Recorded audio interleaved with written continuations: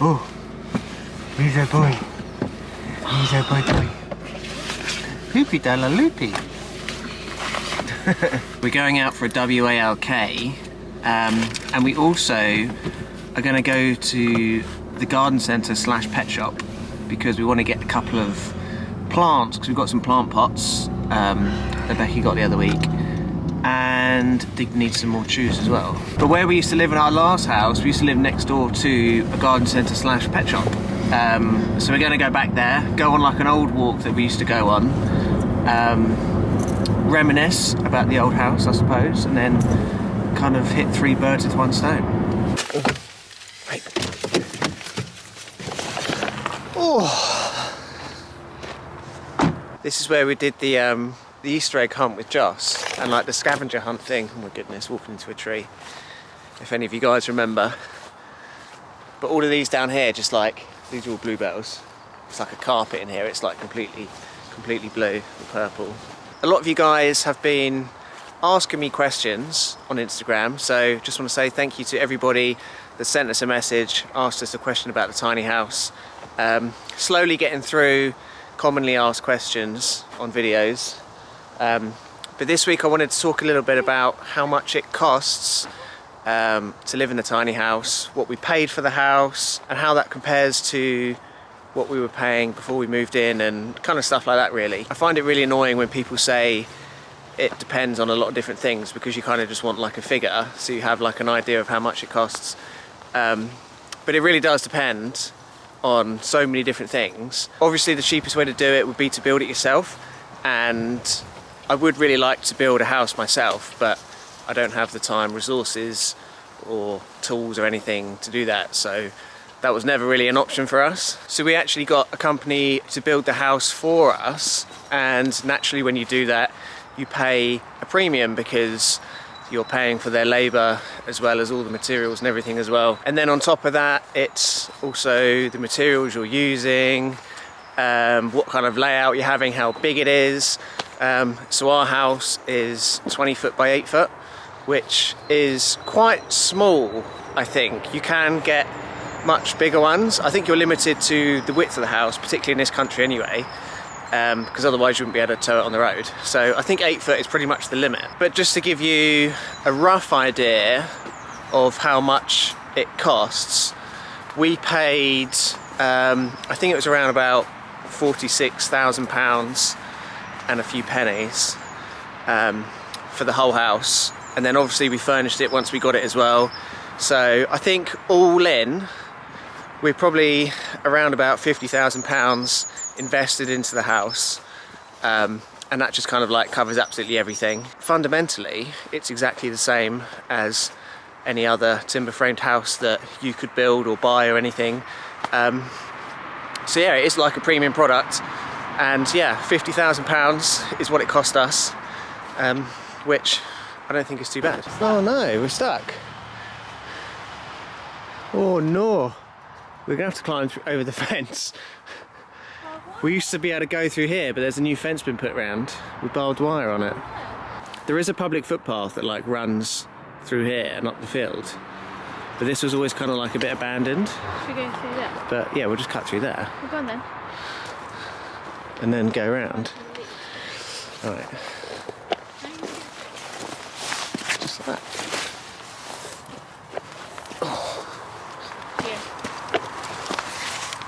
Oh, the gate's open, that's handy. So once you've bought your house anyway, or built one, depending on which you decide to do, the next big thing is trying to find somewhere to keep it.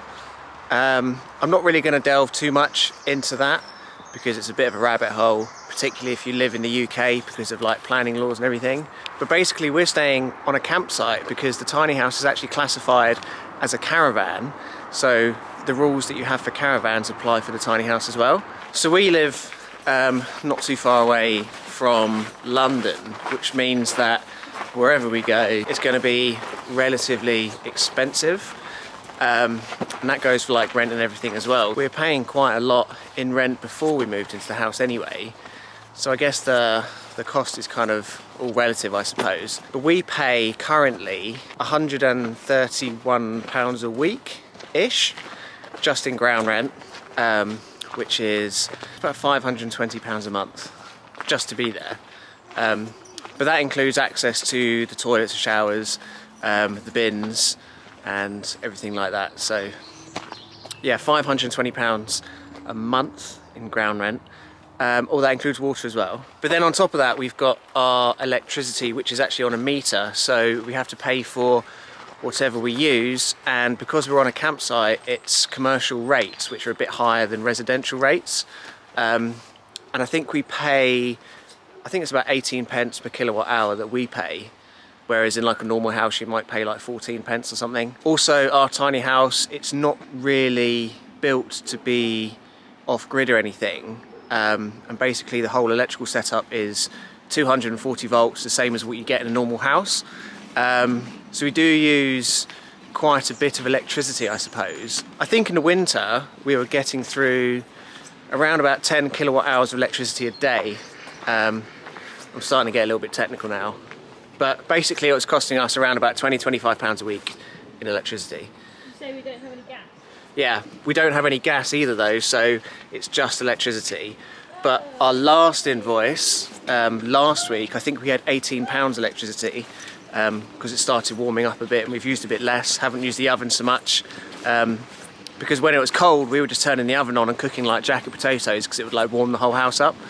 So yeah, I think roughly it's around about £600 to £650 a month just to be on a campsite, and that covers all of our bills and everything, which is pretty much half of what we were paying when we were renting our last house. Maintenance wise, I think that we may have to repaint the house at some point in a couple of years perhaps.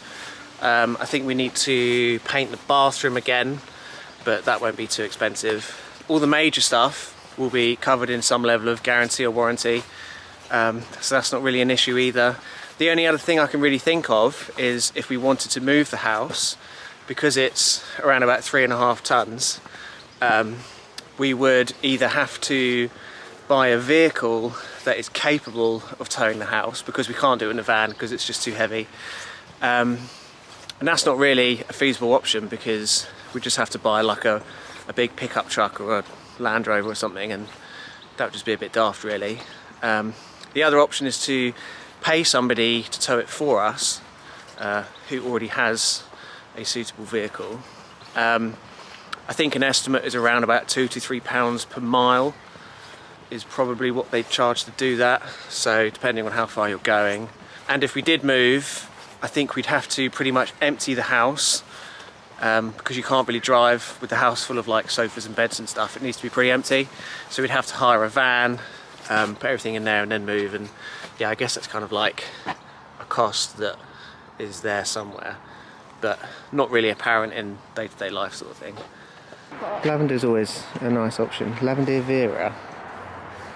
Lavandula Angus. What's the difference? What the heck? Come on. You got one of those treats? Being naughty. You got the treat? There you go, he's back. We've basically got 3 flower pots and we don't really know what to put in them, so I think we're definitely going to put lavender in one because we like lavender. And then try and find 2 different ones, but I'm not sure what to get. So we're back home and we decided to get 3 different plants, 3 different colours. We got the lavender obviously because we like lavender and the bees like the lavender and it smells really nice and stuff. Becky's going to spread some wildflowers as well. We got those 3 in Where should I spread them? a magazine. I don't know, I don't even know if they'll grow. Do you know what they are? Just wildflowers. Just wildflower seeds. Just wildflower seeds. Yeah, just spread them about. We probably need to water it all. Second one we got is this one. It's called, why do plants have such weird names? Argrianthemum. It's kind of like daisies, like you can see one on the top there. And it's just going to be nice and colourful and daisy, I suppose. That was a bit more expensive, but it's a bit bigger. But that's fine. And then lastly, we got this guy, an Erissimum. Becky picked this one because it was nice and yellow, and it says that it flowers pretty much all spring and summer, I think. And then these are the 3 pots that we've got. I don't know what was in them, but we've got a big pot, which is going to be for the big plant, and then 2 smaller pots. I don't know which is going to go in which. Maybe the lavender will go in the white one, I'm thinking.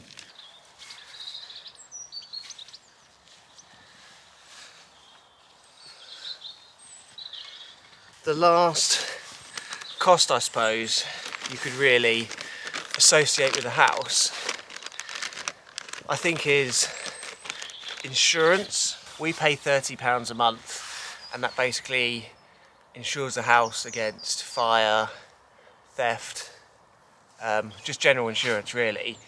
So if anything happened, we wouldn't just lose the whole thing, because that's obviously how insurance works. We can't get flood protection though, because there's a river down there, and I think this is classified as a floodplain, so we can't get flood protection, but we're a long way away from the river and we're raised off the floor about 2 feet anyway, so I don't really think that's ever going to be an issue. But I think that if you own any house or anything, you have insurance anyway, so that's not really specific to the house in general. That's just kind of like another cost association. Other than that though, I think that's pretty much it. I guess long term, we could look at perhaps acquiring some land and doing something with it, but like I was saying earlier, in the UK it's pretty difficult to do that because planning laws are really tight. But for the meantime anyway, we're paying half as much as we were at our last place, which obviously gives us a lot more financial freedom. It means that I don't have to work more hours than I want to, and I can spend more time at home. Yeah, it just gives us a lot more freedom and gets us out of the renting loop, I suppose. So I think that's one done anyway. Alright then, I think we're all done. The compost in the pots was actually really good and had like fertiliser in it, which was quite helpful. Not quite sure where to put them. I think I'm going to put one either side of the front door down there. I don't know, or maybe we could have like 3 along here, along this sleeper. Don't know what Digby's doing. But yeah, kind of going over some of the costs today. I hope that answers some of your questions, to those of you that have been asking us how much it costs to live in a tiny house.